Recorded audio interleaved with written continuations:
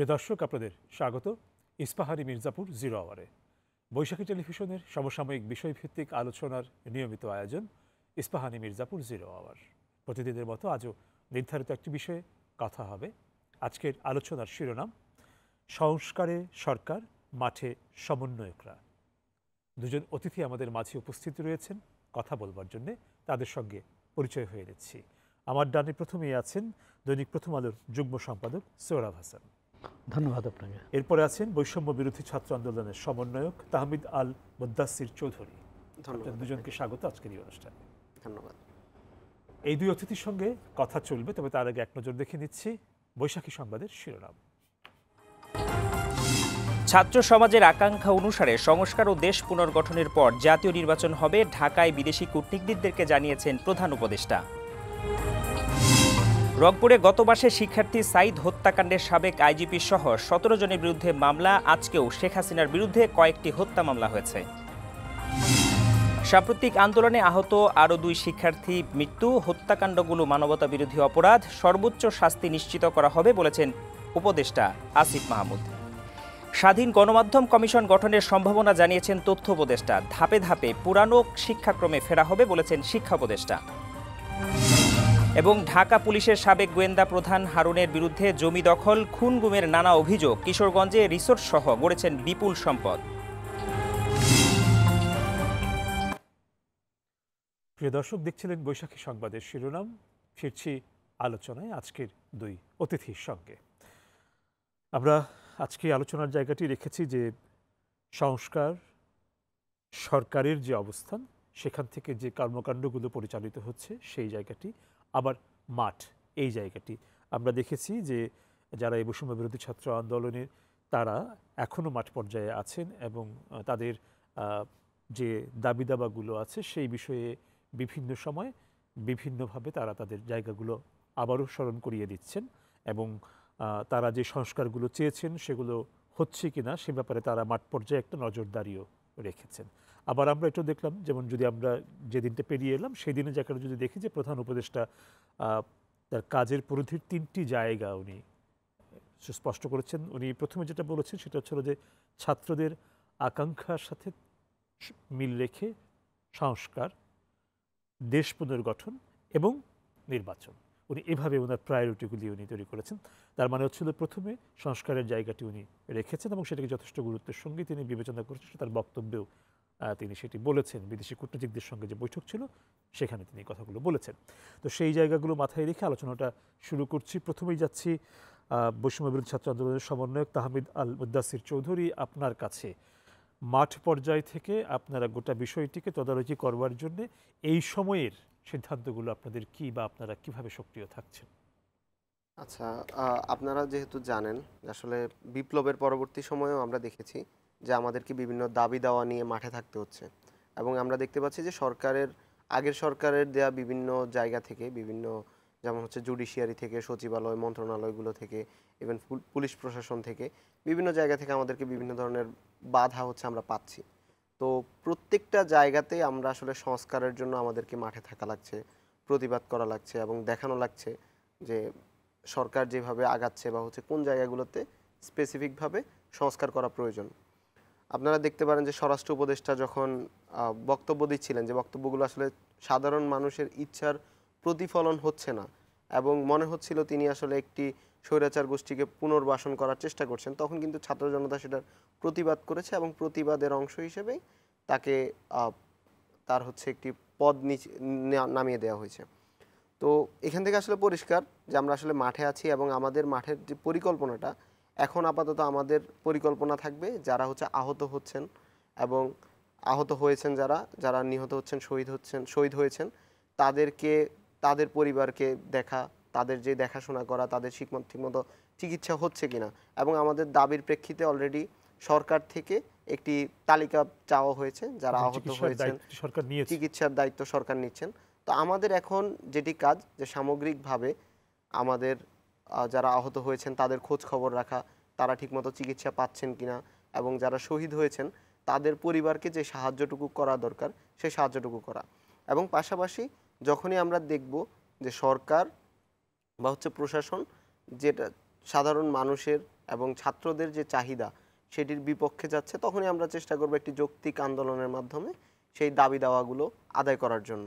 যেহেতু আমাদের মূল লক্ষ্যটাই ছিল সংস্কার, আমরা সেই সংস্কার আদায় করার জন্য, সেই সংস্কার করার জন্য আমাদেরকে রাস্তায় বা রাজপথে যতক্ষণ থাকা লাগবে আমরা থাকব এবং সেটা ইনশাআল্লাহ। ধন্যবাদ। আপনার কাছে আবারও আসবো। সোহরাব হাসান, ফিরছি আপনার কাছে। যে বিষয়টি নিয়ে আমরা আলোচনাটা শুরু করলাম ঠিক যে জায়গা থেকে, সেখানে আপনার বক্তব্যটাও শুনতে চাই। প্রথমে তাহমিদকে ধন্যবাদ জানাই, অভিনন্দন জানাই যে তারা এই আন্দোলনকে সফল করেছেন।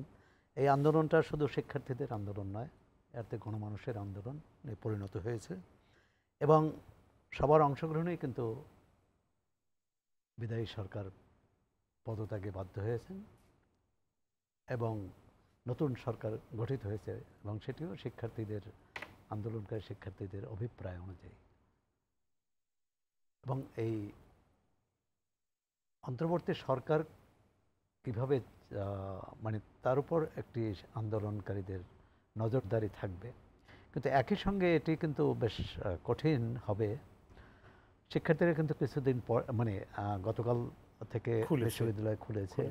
বিশ্ববিদ্যালয় যদিও প্রশাসনিক কাঠামোর কারণে সে ক্লাস পরীক্ষা শুরু হতে পারেনি, বেসরকারি বিশ্ববিদ্যালয়গুলো পুরোদমে চলছে, কলেজ এবং অন্যান্য শিক্ষা প্রতিষ্ঠানও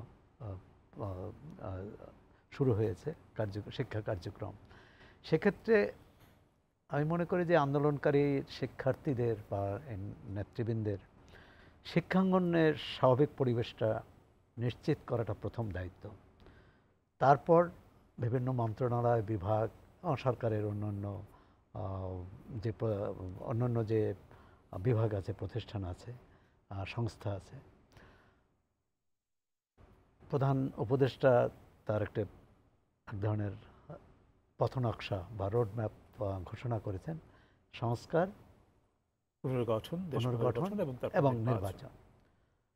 তো এক্ষেত্রেও আমি মনে করি যে সরকারের পক্ষ থেকে দেশবাসীর কাছে এটি ধরেন কূটনীতিকদের সাথে কথা বলেছেন, কালকে তিনি গ্লোবাল সাউথের সাথে কথা বলেছেন, কিন্তু একটি বার্তা দিয়েছেন না, বার্তা ঠিক না, জাতির উদ্দেশ্যে তিনি রূপরেখা, একটি ভাষণের মাধ্যমে এই রূপরেখাটা প্রচার ঘোষণা করতে পারেন, জনগণকে জানাতে পারেন। তাহলে জনগণের মধ্যে যে দ্বিধাদ্বন্দ্ব বা এক ধরনের শঙ্কা বা অনিশ্চয়তা, সেটি কাটবে মনে করি। দ্বিতীয় হচ্ছে আইন শৃঙ্খলা পরিস্থিতি। এখনও সব পুলিশ সদস্য কাজে ফিরে আসছেন কিনা জানি না, কিন্তু অনেক জায়গায় কিন্তু অনেক রকম অঘটন ঘটছে। এর খবর পাওয়া গেছে, আন্দোলনকারীদের পক্ষ থেকেও বলা হয়েছে যে তার সমন্বয়কের নামে বিভিন্ন জায়গায় বিভিন্ন ধরনের তৎপরতা বা চাঁদাবাজিও হচ্ছে। যদিও বলছেন যে ওইসব জায়গায় আমাদের সমন্বয়করা কেউ করছেন না, কিন্তু তাদের নাম ভাঙিয়ে, এটি রাজনৈতিক সরকারের সময়ও হয়ে থাকে। এই নাম ভাঙিয়ে কারা করছে, এখন সমস্যা হলো এটি আইনশৃঙ্খলা রক্ষাকারী বাহিনীর দেখার দায়িত্ব। সুতরাং তারা কতটা এ ব্যাপারে সক্রিয় হবে, আর শিক্ষার্থীরা তাদের এই মুহূর্তে কতটা সক্ষমতাই বা তাদের আছে, সেটাও একটা বিষয়। যে যেখানে আছে সেখান থেকে করতে পারবে। ঢাকা থেকে তো আর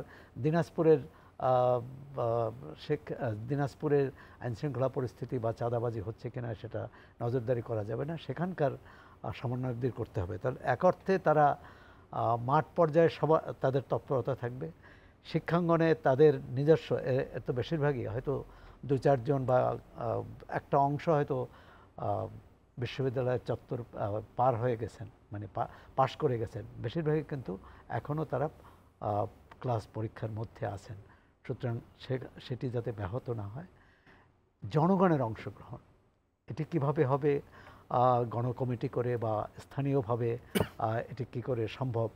আমাদের প্রচলিত যে জনপ্রতিনিধি বা প্রচলিত যে তারা কিন্তু এটি পারেনি রাজনৈতিক সরকারের সময়, এমনকি আওয়ামী লীগ দুর্দণ্ড প্রতাপশালী দল সে পরিচিত, কিন্তু সরকারি কার্যক্রমে কিন্তু এই দলের নেতাকর্মীদের উপর নির্ভর করেনি, আমলাদের উপরে নির্ভর করেছে, আপনি করোনার সময় বা অন্যান্য দুর্যোগের সময়।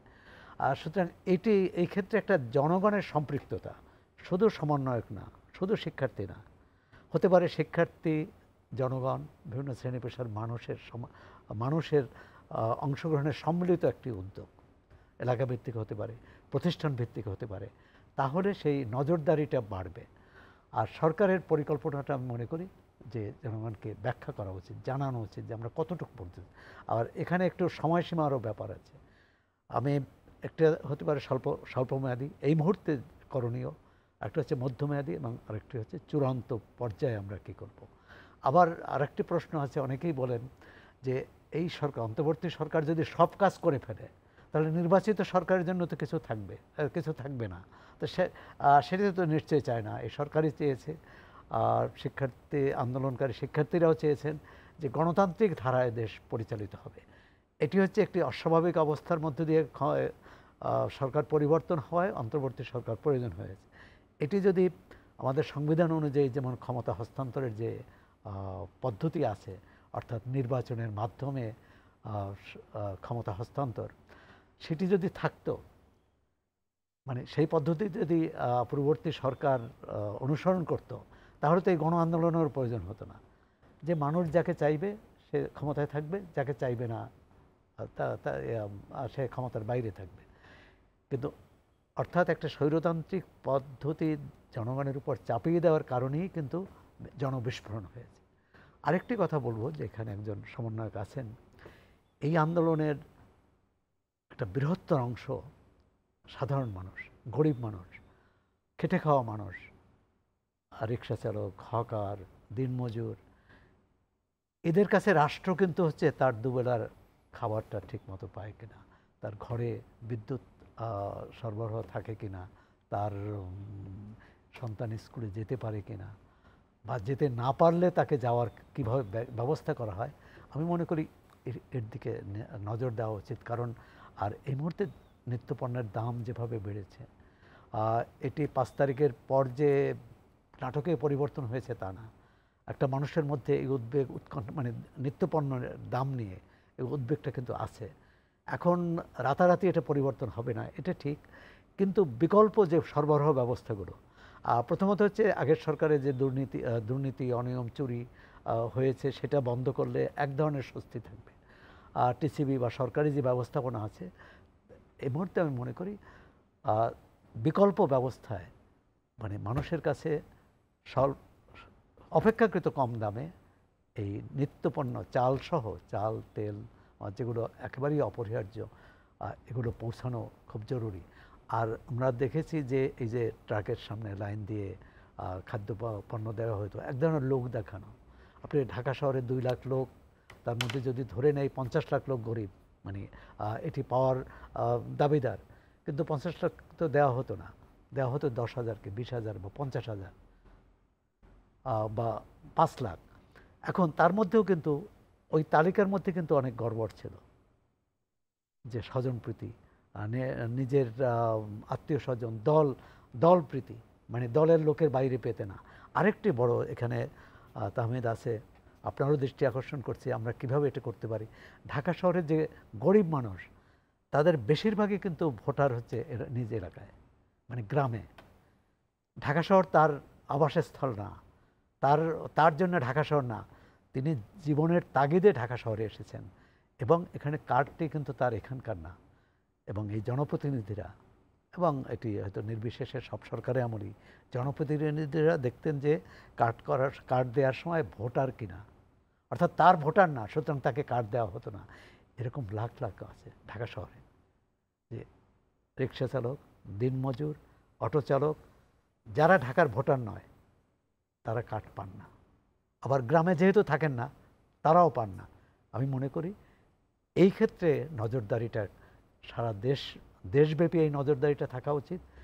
আর এই টিসিবি বা সরকারি খোলা বাজারে যে পণ্য বিক্রি, এটি সারা দেশে হওয়া উচিত, শুধু শহরে লোক দেখানো নয়। তার চেয়েও দীর্ঘমেয়াদী যদি এই সমস্যার সমাধান করা যায়, ভারতে আছে, রেশন কার্ড হবে না কেন? আমাদের রেশন কার্ড অধিকতর মানুষের কাছে পৌঁছানোর ব্যবস্থা করতে হবে। সরকার 1 কোটি বলে 1 কোটি পরিবারকে কম দামে পণ্য সরবরাহ করছে সেটা হচ্ছে কি না, এবং বেশিরভাগ ক্ষেত্রেই অনিয়ম হচ্ছে। কারণ না হলে 1 কোটি পরিবারকে দেওয়া মানে হচ্ছে 4 কোটি বা 5 কোটি মানুষের পাওয়া। তাহলে তো এই হাহাকার থাকার কথা না, এই অভাব থাকার কথা না। আমি মনে করি যে সাধারণ মানুষের, স্বল্প আয়ের মানুষের, গরিব মানুষের দিকে নজর দেওয়াটা অত্যন্ত জরুরি।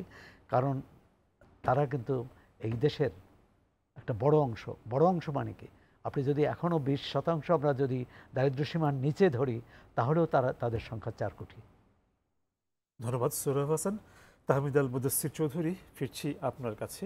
সোহরাব হাসান যে কথা বলছিলেন তার কিছু কিছু জায়গা আপনাদের কাছে, আপনাদের জায়গা যেটি বা আপনারা যে আন্দোলনটি করছেন, হ্যাঁ, যে সক্রিয়তার জায়গায় আছেন, সেখানে তার কিছু সমাধান আছে, শুনবো একটু আপনার কাছ থেকে। আচ্ছা, আমাদের যে সংস্কার আন্দোলনটা ছিল, আপনি যদি দেখেন আমরা আসলে যে বৈষম্যের বিরুদ্ধে কথা বলেছি, এটি আসলে প্রথম দিকে চাকরির জন্য থাকলেও এটি আসলে পরবর্তীতে চাকরিতে থাকে নাই। আস্তে আস্তে আমরা আসলে সমাজের মানে রাষ্ট্রের যে অসঙ্গতিগুলো ছিল, যে প্রত্যেকটা অসঙ্গতি নিয়ে আমাদের আসলে কথা বলতে হয়েছে। এবং সবচেয়ে বড় অসঙ্গতি যেটি ছিল যে স্বৈরাচার একটা নির্বাচনবিহীন সরকার যেটি দীর্ঘ সময় থেকে বাংলাদেশে ছিল, সেই সরকারকে উৎখাত করা। তো আমাদের বর্তমানে সংস্কার কার্যক্রম পরিচালিত হয়েছে এবং তার জন্যই আসলে আমরা একটা অন্তর্বর্তীকালীন সরকার গঠন করেছি। আপনি যদি দেখেন, আমরা আসলে যদি শুধুমাত্র একটি নির্বাচনের জন্য চিন্তা করতাম যে আমি একটি গণতান্ত্রিক দলের কাছে ক্ষমতা হস্তান্তর করব, তাহলে কিন্তু আমরা একটা তত্ত্বাবধায়ক সরকারের মতো জাস্ট একটা স্বল্প সময় থাকবে, 3 মাসের মধ্যে একটি নির্বাচন দিয়ে অন্য কোনো দলের কাছে ক্ষমতা হস্তান্তর করবে। কিন্তু আমরা দেখেছি যে আসলে বাংলাদেশের প্রায় প্রত্যেকটা স্তরেই সংস্কারের প্রয়োজন। সেটা যেমন রাজনৈতিক সংস্কার প্রয়োজন, যারা এতদিন আওয়ামী লীগের হয়ে কাজ করেছে, যেসব স্বৈরাচার যারা হচ্ছে সরাসরি এই গণহত্যা থেকে শুরু করে গুম খুনের সাথে জড়িত, তাদের যেমন শাস্তির প্রয়োজন আছে, যেমন বাংলাদেশের গণতান্ত্রিক ব্যবস্থাটাকে পুনরায়, বহুদলীয় গণতন্ত্রটা পুনরায় চালু করার প্রয়োজন আছে। তেমনি যদি আমরা দেখি যে বাংলাদেশ থেকে প্রায় 11 লক্ষ কোটি টাকা পাচার হয়ে গেছে বিদেশে, ফলাফল হিসেবে ইকোনমিতেও অনেক বড় একটা ভ্যাকিউম তৈরি হয়েছে। এর পাশাপাশি আপনি যদি দেখেন সরকারের অন্যান্য যে সেক্টরগুলো আছে, যেটা আমি আপনাকে প্রথমেই বলেছিলাম, যে পুলিশ প্রশাসন বলেন কিংবা সচিবালয় বা জুডিশিয়ারি, প্রত্যেকটা জায়গায় দলীয়করণ হওয়ার কারণে আপনার এই জায়গাগুলো ঠিকমতো ফাংশন করছে না, ঠিকমতো কাজ করছে না। তারা একটা দলকে সার্ভ করার চিন্তা করে কিংবা হচ্ছে কোনো একটা পার্সনকে সার্ভ করার চিন্তা করে, তাদের মধ্যে জনমানুষের জন্য যে কাজ করার প্রবণতা সেটি কিন্তু দেখা যায় না। তো আমরা যখন আসলে সংস্কারের কথা বলি, আসলে সোহরাব হাসান যেগুলোর কথা বললেন, যে সংস্কারগুলোর কথা বললেন, সেই সংস্কারগুলো কিন্তু আসলে গ্র্যাজুয়ালি করতে হবে। আপনি হুট করেই সরকার আসলেই সেটি আসলে করতে পারবে না, সেখানে হাত দিতে পারবে না। আপনাকে প্রত্যেকটা সেক্টরকে প্রথম দিকে একদম উপর থেকে ধরে আস্তে আস্তে জনগণের কাছ পর্যন্ত পৌঁছাতে হবে। যেমন যদি গণতন্ত্রটা বাংলাদেশে থাকে, আপনি জাস্ট এটা চিন্তা করেন, বাকি বিষয়গুলো বাদ, গণতন্ত্র বাংলাদেশে ঠিকমতো আছে, গণতন্ত্রের যে টুলসগুলো আছে তারা ঠিকমতো ফাংশন করছে, আপনি ওই ক্ষমতায় যে দলটা আছে তাকে আপনি প্রশ্ন করতে পারবেন যে তোমার দ্রব্যমূল্যের এই ঊর্ধ্বগতি কেন, কেন আমার মত প্রকাশের স্বাধীনতা নাই, কেন মিডিয়াগুলো ঠিকমতো কাজ করতে পারে না, কেন আমার এখানে দুর্নীতি হচ্ছে। যখন আপনি প্রশ্ন করার জায়গাটা তৈরি করতে পারবেন, সমাধানটা আসলে নিজে নিজেই হবে।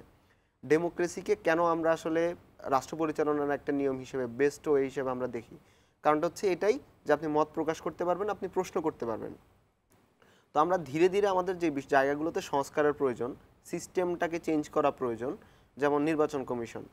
তো এই কথা আমি আসলে প্রত্যেকটা জায়গায় উদাহরণটা দেই যে আসলে ভারত আমাদের পাশেই একটা দেশ, সেখানে নির্বাচন কমিশনটা স্বাধীনভাবে কাজ করে। বিজেপি এত বছর ক্ষমতায় থাকার পরেও তারা নির্বাচন কমিশনকে ম্যানিপুলেট করতে পারে না পুরোপুরি। কিন্তু আমাদের দেশে একটা দল 5 বছর থাকলেই তারা নির্বাচন কমিশন থেকে শুরু করে প্রত্যেকটা জিনিসকেই ম্যানিপুলেট করে ফেলে। কয়েকটা পার্সনকে চেঞ্জ করার মাধ্যমেই তারা আসলে সিস্টেমটাকে মানে পুরোটাই তাদের নিজেদের মধ্যে নিয়ে আসে। তো আমাদেরকে সেই সিস্টেমগুলো ডেভেলপ করতে হবে যাতে ওই নির্বাচন কমিশন সে আসলে কোনো একটা দলের পক্ষ হয়ে কাজ করতে না পারে, তাকে মানুষের জন্য কাজ করতে হবে, তাকে এই বার্ডেনটা সবসময় তার মাথার মধ্যে রাখতে হবে যে তোমাকে একটা সুষ্ঠু নির্বাচন দিতে হবে, ক্ষমতায় যেই থাকুক। এমনকি আপনারা দেখেছেন যে আজকে খায়রুল হক সাবেক বিচারপতি, যিনি হচ্ছে তত্ত্বাবধায়ক সরকার নিয়ে রায় দিয়েছিলেন আর রায় পরিবর্তন করেছিলেন, তার বিরুদ্ধে আজকে শাহবাগ থানায় একটি অভিযোগ দেওয়া হয়েছিল, যদিও সেখানে ইন্সপেক্টর না থাকার কারণে সেটিকে আসলে জমা রাখা হয়েছে। তো সেখানে তিনি কিন্তু ওই রায়টা পরিবর্তন করেছেন, মানে জুডিশিয়ারি যেভাবে কাজ করার কথা যে জনগণের জন্য সেভাবে কাজ করে নয়, বরং আওয়ামী লীগকে সার্ভ করার জন্য তত্ত্বাবধায়ক সরকার হাইকোর্টের পূর্ণাঙ্গ রায় থাকার পরেও সেখানে তিনি যে সংক্ষিপ্ত রায় প্রথমে প্রকাশ করেন সেখানে হচ্ছে এই বিষয়টা তিনি এড়িয়ে যান, এবং যার ভিত্তিতে বাংলাদেশের সংবিধান পরিবর্তন করা হয়, তত্ত্বাবধায়ক সরকারকে বাতিল করা হয়। তো এটি একটি উদাহরণ যে আসলে আমাদের এই সিস্টেমগুলো স্বাধীনভাবে কাজ করে না, তারা একটা দলের জন্য কাজ করে। তো আমি যখন এই সিস্টেমগুলোকে স্বাধীন করতে পারবো, সেগুলোকে পরিবর্তন করে সংস্কারের মাধ্যমে এমন একটা জায়গায় আনতে পারবো যে তারা আসলে জনগণের কথা বলবে, তারা স্বাধীনভাবে কথা বলবে, তখন আপনার প্রত্যেকটা ফাংশন, এই জিনিসগুলো যখন সুন্দরভাবে ফাংশন করা শুরু করবে, তখন সবার কনসার্নই আসলে জনগণ হবে, সাধারণ মানুষ হবে। এবং তখন আপনাকে ওই খাবারের জন্য দারিদ্র্য সীমার নিচে যে মানুষগুলো আছে তাদেরকে হচ্ছে লাইন ধরতে হবে না, বরং তাদের ঘরে ঘরে খাবার পৌঁছে যাবে। তাদের তালিকা করা হবে, সেই তালিকার ভিত্তিতে তাদের ঘরে খাবার পৌঁছাবে, এবং সেখানে স্বজনপ্রীতি থাকবে না। যে স্বজনপ্রীতি করবে তাকে জবাবদিহিতার আওতায় আসতে হবে। আমরা ওই সিস্টেমটা ডেভেলপ করার চেষ্টা করি, তাহলে আমার মনে হয় যে এই দারিদ্রতা থেকে শুরু করে আমাদের যেই যে সামাজিক সমস্যাগুলো আছে, রাষ্ট্রীয় সমস্যাগুলো আছে, সেই সমস্যাগুলোকে আমরা দূর করতে পারবো। আমরা যদি দেখি আজকে এতদিন হয়ে গেছে, এরপরও পুলিশের অনেকেই এখনো দায়িত্বে আসে নাই। স্বরাষ্ট্র মন্ত্রণালয় থেকে তাদেরকে ওয়ার্নিং দেওয়া হয়েছে, ওয়ার্নিংয়ের মেয়াদও প্রায় শেষের দিকে চলে আসছে, কিন্তু তারা এখনও অনেকেই জয়েন করে নাই। তো এই যে অসহযোগিতাগুলো সরকার এবং মানুষ পাচ্ছে, এদের জন্য আসলে আমাদের যে সার্বিক যে সংস্কারটি আসলে যেখানে আমরা দেখেছিলাম যে এই বিপ্লবটা যে মহান গোল নিয়ে আগাচ্ছিল, সেই গোলটা আমরা বাস্তবায়ন করতে পারছি না। তো আমি তাদের কাছে অনুরোধ করব যে তারা যাতে খুব দ্রুত তাদের কাজে ফিরে আসে এবং তাদের দলীয় স্বার্থ এবং ব্যক্তি স্বার্থকে দূরে রেখে জনগণের জন্য কাজ করে। ধন্যবাদ। আমাদের একটা বিরতিরও সময় হয়ে এসছে, যখন আপনার কথা শেষ হলো। তারপরেও ফিরে এসে যে বিষয়টি আলোচনা করবে একটু বলে রেখে তারপরে বিরতিতে যাচ্ছি। আপনি কিংবা উনি যে প্রসঙ্গগুলো তুললেন, এগুলো আসলে শুধুমাত্র কাঠামোগত সংস্কার বা ব্যক্তির পরিবর্তনের বিষয় না। এখানে আর একটা গুরুত্বপূর্ণ বিষয় হচ্ছে হলো মনস্তাত্ত্বিক। হ্যাঁ, যেমন ধরেন প্রভু যেরকম সব কিছুকে কবজা করার চেষ্টা করে, একই রকমভাবে আরেক পক্ষ থেকে কবজার যাওয়ারও একটা আকাঙ্ক্ষা থাকে, প্রবণতা থাকে, নানা লেনদেনের ভিত্তিতে সেগুলো হয়ে থাকে। এর প্রেক্ষিতেই তৈরি হয় একটা গোটা মনস্তত্ত্ব সমাজে। হ্যাঁ, তো সেই জায়গাটাই যদি পরিবর্তন না আসে, বা আমি যখন ক্ষমতায় থাকবো তখন সব কিছু আমার কবজায় থাকবে, এই মনস্তাত্ত্বিক জায়গায় যদি পরিবর্তন না আসে, তাহলে কিন্তু সংকটটা দীর্ঘায়িত হবে। সেই জায়গাটা নিয়ে একটু আপনাদের সঙ্গে বিরতির পর ফিরে এসে কথা বলবো। প্রিয় দর্শক, সময় হয়ে গেল একটা বিরতির। ফিরবো অল্প সময়ের ভেতর, আশা করি সঙ্গেই থাকছেন।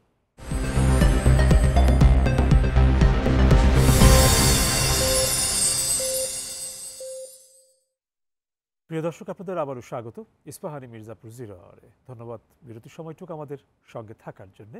ফিরছি আলোচনায় আজকের দুই অতিথির সঙ্গে। সোহরাব হাসান, এবার ফিরছি আপনার কাছে। বিরতির আগে বলে গিয়েছিলাম যে ফিরে এসে আমরা কোন জায়গাটা নিয়ে কথা বলবো।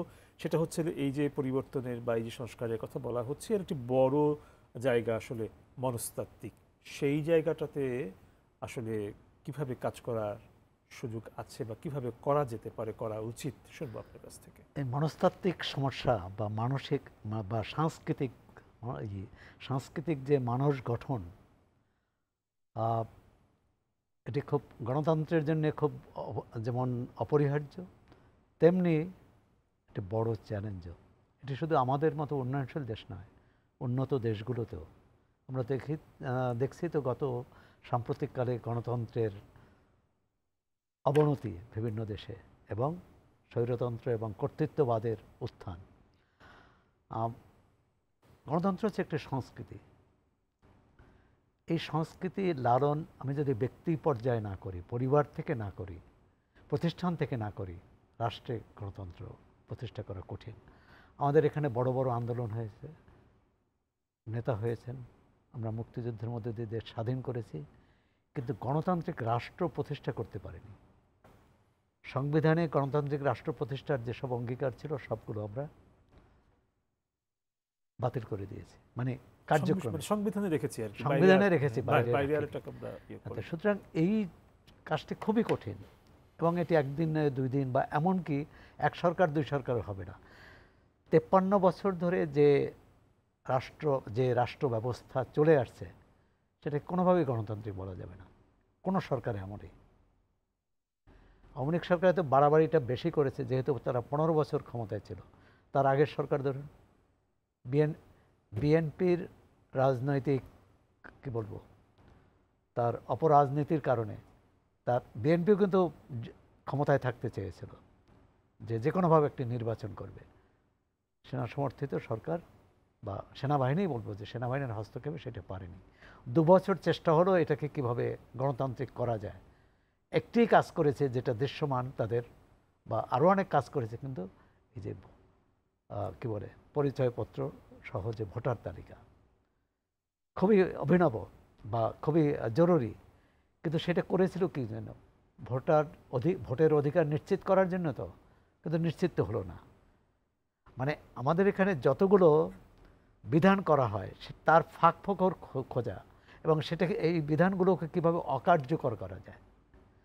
মানে বাংলাদেশের প্রতিটি বাংলাদেশ সংবিধান, এই সংবিধান যদি আমরা সংবিধান এখন পর্যন্ত যে সংবিধান আছে তার 7 অনুচ্ছেদে আছে বাংলাদেশ হচ্ছে একটি প্রজাতন্ত্র, এর মালিক হচ্ছে জনগণ। তো জনগণের মালিকানা তো আমরা স্বীকার করি না, যারাই যখন ক্ষমতায় থাকে, এমনকি ক্ষমতার বাইরে থেকেও, মানে তাদের আচরণ, ভাব, ভঙ্গি। তবে ধন্যবাদ জানাবো তরুণ প্রজন্ম কিন্তু এই মানে প্রবীণদের, পূর্বসূরীদের চোখে আঙ্গুল দিয়ে দেখিয়ে দিয়েছেন, আন্দোলন করে দেখিয়ে দিয়েছেন যে এটি সঠিক পথ নয়। গণতন্ত্রের পথে যাওয়ার কিন্তু তারা একটি সূচনা করেছেন। তারা কি বলবো, যে তারা পথ দেখিয়েছেন। এই পথে চলবে কিনা রাষ্ট্র, এটি নির্ভর করবে পরবর্তীকালে এই অন্তর্বর্তী সরকারের যে ইচ্ছে পূরণ বা শিক্ষার্থীদের যে আকাঙ্ক্ষা, এটি পূরণ কতটা করতে পারবে। তারপর যে বিপদ, আমরা ধরে নিলাম যে এই তত্ত্বাবধায়ক সরকার 2 বছর 3 বছর বা যে সময় থাকতো, তারা একটি সংস্কারগত একটি গণতান্ত্রিক কাঠামো তৈরি করে একটি নির্বাচনের ব্যবস্থা করলো। নির্বাচন করার পর যারা ক্ষমতায় আসবে তারা কি গণতান্ত্রিক আচরণ করবে? এই নিশ্চয়তা কতটুকু? যে আমাদের রাজনৈতিক দলগুলো এখন প্রচলিত যে রাজনৈতিক দলগুলো, তাদের মধ্যে গণতান্ত্রিক মানসিকতা নেই। তাদের মধ্যে এই মানে বিতর্ক নেই, প্রশ্ন নেই। গণতন্ত্রের একটা মূল কথা হচ্ছে প্রশ্ন করা, যেটি তাহমেদ বলছিলেন যে প্রশ্ন করা যাবে বা প্রশ্ন করা যায় এখন। হ্যাঁ, এই প্রশ্ন যত বেশি করা যাবে। আরেকটি যে কথাটি আমি আবারও বলছিলাম, আমার তাহমেদ বলছিল, যেটা দীর্ঘ প্রক্রিয়া। এই প্রশ্ন, আমরা তো প্রশ্ন করে কত, মানে আমরা যারা এই গণতন্ত্র নিয়ে কথা বলি, রাষ্ট্র নিয়ে কথা বলি, 1 কোটি 1.5 কোটি বা 2 কোটি মানুষ, আর 16 কোটি মানুষ কি হবে? মানে তাদেরকে ওই স্তরে নিয়ে আসতে হবে। তাদেরকে প্রশ্ন করতে, তারা যাতে প্রশ্ন করার সামর্থ্য অর্জন করে, সেটাই হবে গণতন্ত্র। আমরা কিন্তু এটি করিনি এই 53 বছরে। সুতরাং আরও 53 বছর লাগবে না 3 বছর লাগবে, সময় বলে দেবে। সংস্কৃতিতে একটি গুরুত্বপূর্ণ পরিবর্তন এটি হতে পারে যে এটা প্রত্যেকে, আমাদের রাষ্ট্রীয় প্রতিষ্ঠানগুলো, তাহমেদরা তো তদারকি করবেন এবং করছেন, তারা দেখবেন যে আমাদের প্রতিষ্ঠানগুলো তৈরি করা হয়েছে ব্যক্তিকেন্দ্রিক। এটা শুধু মানে প্রধানমন্ত্রী না, মানে রাষ্ট্রের যে প্রধান, নির্বাহী প্রধান তা না। আপনি বিশ্ববিদ্যালয়গুলো দেখুন, উপাচার্যের কথাই হচ্ছে এক, সহ উপাচার্যও জানেন না বা তার কোনো ক্ষমতা নেই। আমাদের সিটি কর্পোরেশন বলুন বা যে কোনো প্রতিষ্ঠান, সব প্রতিষ্ঠানগুলো হচ্ছে ব্যক্তিকেন্দ্রিক। সচিব কখনো অতিরিক্ত সচিবের পরামর্শ নেন না, অতিরিক্ত সচিব যুগ্ম সচিবের পরামর্শ নেন না, কারণ তিনি মনে করেন যে আমি এই অফিসের প্রধান, আমি যা বলবো। এটাই হচ্ছে গণতন্ত্রের প্রধান অন্তরায়। এটি কিভাবে সংশোধন করা যাবে, কিভাবে এর উত্তরণ করা যাবে আমার জানা নেই। কিন্তু যারা কাজের মধ্যে আসবেন, যারা দায়িত্বে, যেমন ধরেন প্রশাসন, এই সচিবের বদলে নতুন সচিব আসছেন, চুক্তিভিত্তিক 11 জনকে বাদ দেওয়া হয়েছে, 5 জন নিয়োগ করা হয়েছে, আরও নিয়োগ করা হবে। কিন্তু তাদের কাজের পদ্ধতিকে পাল্টে যাবে। তারা এতদিন যেভাবে কাজ করেছেন জনপ্রশাসন, সেভাবে এটা পাল্টাতে পারবে কিনা? যদি পাল্টাতে পারে খুব ভালো, কিন্তু আমরা 71-এর পরেও এটি পরিবর্তন দেখিনি, 90-এর পরেও পরিবর্তন দেখিনি। আজকে যদি পরিবর্তন হয় আমরা স্বাগত জানাবো, মানে কি বলে, সবচেয়ে উল্লসিত হব। আমরা একটু যাবো তাহমিদ আল মুদাসসির চৌধুরী, যে প্রসঙ্গে আলোচনা চলছে তারই ধারাবাহিকতায় আপনার কথাগুলো শুনবো। আমি মনস্তাত্ত্বিক পরিবর্তনে যাওয়ার আগে ছোট করে সোহরাব হোসেন হাসান যে কথাটি বলেছেন সেইখানে আসি একটু করে, যে সিস্টেমের পরিবর্তন। তো আসলে এই পরিবর্তনটা এখন এমন একটি সময়ের মধ্যে দিয়ে যাচ্ছি আমরা, যে আসলে আমরা এই পরিবর্তনটাকে গ্রহণ করার মতো মানসিকতা আমাদের সবার মধ্যে তৈরি হয়েছে। তো আমি ওনাকে অনুরোধ করব যে আপনার কাছে যদি কোনো প্রস্তাব থাকে আপনি সেই প্রস্তাবনাটি পেশ করুন। সেই প্রস্তাবনাটি যদি গ্রহণযোগ্য হয় তাহলে বর্তমান সরকারও অনেক বেশি আগ্রহী যে তারা আসলে পরিবর্তন করতে চায়, এবং আমরা সাধারণ শিক্ষার্থী যারা আছি আমাদের কাছে যদি মনে হয় এই সিস্টেমটি রাষ্ট্রের জন্য অনেক ভালো হবে এবং রাষ্ট্রের যে একমুখিতা সেটাকে পরিবর্তন করে বহুমুখী চিন্তাগুলোকে অ্যাকসেপ্ট করার মানসিকতা তৈরি হতে পারে, তাহলে আমরা সেটিকে গ্রহণ করব অবশ্যই। এর পরবর্তীতে মনস্তাত্ত্বিক পরিবর্তনের যে বিষয়টি, আমি আসলে এখানে সোহরাব হাসানের সাথে একটু দ্বিমত করব যে আসলে বাংলাদেশের বর্তমান যে পরিস্থিতি, এই পরিস্থিতিতে আমরা আসলে মনস্তাত্ত্বিক পরিবর্তনটাই আমার কাছে সবচাইতে বেশি পরিলক্ষিত হচ্ছে। আপনি যদি মনে করেন যে 2018 সালে ওবায়দুল কাদের একটি নির্বাচনী সভায় উনি একটি বক্তব্য দিয়েছিলেন যে আওয়ামী লীগ যদি এখন ক্ষমতা থেকে যায় বাংলাদেশে 2 লক্ষ মানুষ মারা যাবে। মানে তাদের ধারণা ছিল যে বাংলাদেশে খুবই খারাপ একটা পরিস্থিতি তৈরি হবে, গৃহযুদ্ধের মতো জায়গায় চলে যাবে যেখানে অনেক বেশি মানুষ মারা যাবে। কিন্তু আপনি লক্ষ্য করেন প্রায় 1 সপ্তাহের মতো কোনো ধরনের পুলিশ এবং প্রশাসন ছিল না দেশে।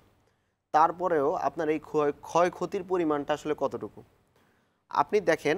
একদিকে যেমন রাজপথে সাধারণ মানুষ ছিল, শিক্ষার্থীরা ছিল, একই সাথে তারা ট্রাফিক কন্ট্রোল করেছে, একই সাথে তারা মন্দিরগুলো পাহারা দিয়েছে, মানুষের ব্যবসা প্রতিষ্ঠান পাহারা দিয়েছে, সংখ্যালঘুদের ঘরবাড়ি পাহারা দিয়েছে। আপনার আর কত পরিবর্তন লাগবে? এই যে পরিবর্তনটা হয়েছে, এই পরিবর্তনটা একটা নতুন যুগের শুরু, নতুন বাংলাদেশের শুরু।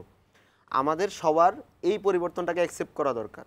আপনি দেখেন প্রত্যেকটা নির্বাচনের পরে, সেটা 2001 সালে হোক কিংবা 2009 সালে যখন আওয়ামী লীগ আসে, নির্বাচন পরবর্তী যে প্রতিহিংসা এটি বাংলাদেশে অনেক বেশি কমন হয়। একটা দল ক্ষমতা থেকে গেলেই তার সমর্থকদের উপর হামলা হয়, নেতাদের বাড়িঘরে হামলা হয়, ভাঙচুর হয়, লুটপাট হয়। কিন্তু এবারও সেটি হয়েছে, কিন্তু তার স্কেলটা আসলে কতটুকু ছিল, যেখানে আপনার পুলিশ প্রশাসন থেকে কোনো কিছুই ছিল না, আপনার কথা বলার মতো কোনো মানুষ ছিল না, তারপরেও সাধারণ মানুষ স্বপ্রণোদিত হয়ে যারা সুযোগ সন্ধানী ছিল তাদেরকে প্রতিহত করেছে, প্রতিরোধ করেছে। তো এই যে আপনার পরিবর্তনটা আসছে, যে পরিবর্তনটা আমরা আসলে দেখছি, এটা কিন্তু আগে কখনো দেখি নাই। আপনি দেখেন আমরা ধানমন্ডি 32-এর মতো কিছু অনাকাঙ্ক্ষিত পরিস্থিতির আমরা সম্মুখীন হয়েছি, কিন্তু এর জন্য আপনি পুরোপুরি সাধারণ মানুষকে বা ওই শিক্ষার্থীদেরকে দায়ী করতে পারবেন না, কারণ তারা আসলে ওই রকম একটা পরিস্থিতির মধ্য দিয়ে বড় হয়েছে যেখানে তারা দেখেছে যে স্বৈরাচার মানে সরকার থাকা অবস্থায়, পুলিশ প্রশাসন থাকা অবস্থায় বিরোধী মতের সাথে এইভাবে ট্রিটমেন্টগুলো করা হয়েছে। এই ধরনের কিছু অনাকাঙ্ক্ষিত ঘটনা ছাড়া আপনি অন্য কোনো এক্সাম্পল আমাকে দেখাতে পারবেন না যেখানে মানুষ পুরোপুরি ফ্যাসিস্ট আচরণ করেছে বা ছাত্রলীগের মতো আচরণ করেছে, আওয়ামী লীগের মতো আচরণ করেছে, কেউ করে নাই। তো এটা আমাদের আসলে এই পরিবর্তনটা আমাদেরকে দেখাচ্ছে যে আমরা একটা নতুন বাংলাদেশের দিকে যাচ্ছি। এমনকি আপনি যদি বর্তমানে দেখেন যে উনি বললেন বিএনপি এবং বিরোধী দলগুলোর কথা, যে তাদের মধ্যে আসলে গণতান্ত্রিক মানসিকতা আছে কিনা এটা নিয়ে সন্দেহ প্রকাশ করেছেন। তো এই জায়গাটাতে আমি আরেকটু দ্বিমত করব।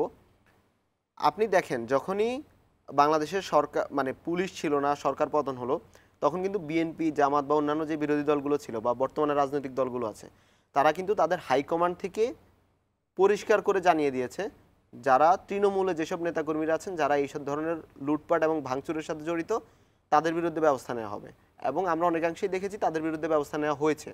এরপরেও কিছু নেতাকর্মী থাকে যারা অতি উৎসাহী হয়ে এই ধরনের কাজগুলো করে। তো এই প্রত্যেকটা জিনিসই একটা ভালো লক্ষণ। আপনি যদি একজন আশাবাদী মানুষ হন, আপনি এই জিনিসগুলোকে অ্যাকসেপ্ট করবেন। এবং বর্তমান বাংলাদেশের প্রেক্ষাপটে আমি দেখতে পারি বিএনপি সহ অন্যান্য যে বিরোধী দলগুলো আছে তারা সবাই অনেক রেসপন্সিবল আচরণ করেছে এবং তাদের বিহেভিয়ার অনেক বেশি ম্যাচিউর মনে হচ্ছে আমার কাছে। এবং আমি আশাবাদী যদি আমরা একটা ভালো বিরোধী দল তৈরি করতে পারি এবং বহুদলীয় গণতন্ত্রটা যদি আমরা তৈরি করতে পারি, তাহলে বাংলাদেশের ভবিষ্যৎ ভালো হবে। আমরা একটা সিস্টেম তৈরি করতে পারবো যেই সিস্টেমের মাধ্যমে কেউ কখনো শেখ হাসিনা হবে না, কেউ কখনো আওয়ামী লীগ হবে না। তো আমাদের এখন টার্গেট থাকা উচিত এখানেই যে আমরা আমাদের নির্বাচন ব্যবস্থা থেকে শুরু করে যেই পরিবর্তনগুলো, সাংবিধানিক পরিবর্তনগুলো আমাদের করা দরকার সেগুলো আমরা করব, এবং সেগুলো করার মাধ্যমেই আমরা নতুন রাজনৈতিক দল, ভিন্ন ভিন্ন মত, এই মতগুলোকে আমরা উঠে আসার সুযোগ দিব এবং ফলাফল হিসেবে আমরা খুব দ্রুত দেখতে পারবো ভবিষ্যতে যে বাংলাদেশ একটি নতুন গণতান্ত্রিক ধারায় প্রবেশ করবে, যেখানে আসলে জনগণের কথার ভ্যালু থাকবে এবং জনগণের কথা ম্যাটার করবে। আপনি যদি এখন অনলাইনে হওয়া কিছু পোলগুলো দেখেন, সাধারণ মানুষ কিন্তু নতুন আপনার কথা শেষ হলে আমরা একটা বিরতিতে যাব, আপনি শেষ করুন। হ্যাঁ। নতুন পলিটিক্যাল পার্টি চাচ্ছে বা হচ্ছে নতুন মত চাচ্ছে, তারা চাচ্ছে নতুন বিভিন্ন মতগুলো উঠে আসুক। আমরা দেখতে পেয়েছি আসলে আওয়ামী লীগ কোনো দলকেই উঠতে দেয়নি। সে যেমন বিএনপি জামাতকে দমন করেছে, তেমনি নুরুল হক নূর বা অন্য কেউ উঠতে চাইলে তাদেরকেও দমন করেছে। তো সাধারণ মানুষ এখন চাচ্ছে নতুন পলিটিক্যাল পার্টি আসুক, এই ভ্যাকিউমটা যেটা আছে সেটা পূরণ হোক, এবং আমরাও চাই এই পলিটিক্যাল পার্টিগুলো আসুক এবং বহুদলীয় গণতন্ত্রটা শুরু হোক, এবং যেই আমরা দেখতে পাচ্ছি যে অনিশ্চয়তা, সেই অনিশ্চয়তাটা কাটুক এবং আমরা আশাবাদী। আপনার বক্তব্যের ব্যাপারে যদি সোহরাব হাসানের কিছু বলার থাকে আমরা শুনবো, একটু বিরতির পর ফিরে এসে শুনতে হবে। প্রিয় দর্শক, সময় হয়ে গেছে আরও একটা বিরতি, ফিরবো অল্প সময়ের ভেতর, আশা করি সঙ্গেই থাকছেন।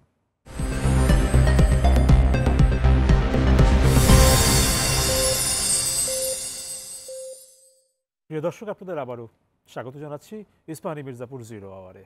ফিরছি আলোচনায় আজকের দুই অতিথির সঙ্গে। আমরা খুব অল্প সময় নিয়ে এই পর্বে আপনাদের কাছে আসতে পেরেছি। প্রথমে যাব সোহরাব হাসান আপনার কাছে, তারপরে যাচ্ছি আপনার কাছে। না, আমিও হতাশাবাদী হতে চাই না।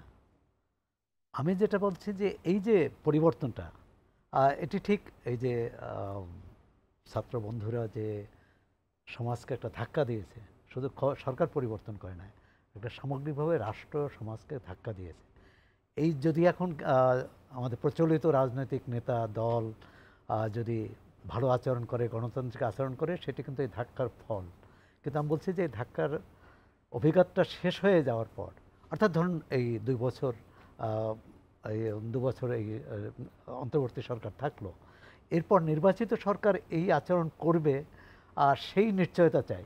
যদি করে তাহলে তো সত্যি সত্যি এই আন্দোলনের, এই গণ আন্দোলনের সুফল জনগণ পাবে, দেশ পাবে। আর যদি এর ব্যত্যয় হয়, অতীতে হয়েছে বলেই যে শঙ্কাটা, আমি হতাশ নয়, কিন্তু আমি শঙ্কা প্রকাশ করছি, শঙ্কা ভুল হোক, এটাই আমি চাই। ধন্যবাদ আপনাকে। তাহমিদ আল মুদাসসির চৌধুরী আপনার কাছে, এবং যথারীতি আগেই বলে নিচ্ছি সময় একটু কম। হ্যাঁ, বলুন। আসলে আমরা আসলে 90-এর পরে দেখেছি যে বাংলাদেশে একটি গণতান্ত্রিক ব্যবস্থা প্রণয়ন হয়েছিল, যেটি আসলে 15 থেকে 20 বছর বা তার থেকে বেশি সময় অব্যাহত ছিল। তো 2024 যেহেতু একটু আলাদা, এখানের বিপ্লবের স্কেলটাও অনেক বড় এবং আমরা পরিবর্তনটাও অনেক বেশি দৃশ্যমান দেখছি। আমরা আশা করব এবং আশা রাখি, আমরা বিশ্বাস রাখি আসলে এই জেনারেশন এবং তার পরবর্তী জেনারেশন তারা রাজনৈতিকভাবে সচেতন হবে। যেই ক্ষমতায় আসবে তাকে এক ধরনের চাপে থাকতে হবে। 2024-কে মনে রাখতে হবে যে যখনই আপনি স্বৈরাচার হবেন, আপনাকে এই দেশে আপনার জায়গা হবে না। তো আশা করব যে এই চিন্তাটা রাজনৈতিক দলগুলোর মধ্যে থাকবে, এবং যেই ক্ষমতায় আসুক আমরা এমন কোনো সিস্টেম তৈরি করতে চাই না যে সে আবার শেখ হাসিনা হবে, সে আবার আওয়ামী লীগ হবে, সে আবার স্বৈরাচার হবে। তো এই আশা রাখবো যে আমরা পরবর্তীতে যেই ক্ষমতায় আসবে সে সবসময় জনগণের কথা ভাববে, এবং যেই জনগণের কথা ভাববে সেই আসলে ক্ষমতায় আসবে। তো এই চিন্তাটা যদি আমরা রাজনৈতিক দলগুলোর মধ্যেও প্রবেশ করাতে পারি এবং তারাও যদি এভাবে চিন্তা করতে পারে, আমরা আশা করব যে বাংলাদেশ খুব ভালো একটা ভবিষ্যতের দিকে আগাচ্ছে। ধন্যবাদ আপনাদের দুজনকে আজকের এই আলোচনায় অংশ নেওয়ার জন্য। আমাদের সময় স্বল্পতার কারণে শেষ করতে হচ্ছে এখানে। বিদায় নিচ্ছি আপনাদের কাছ থেকে।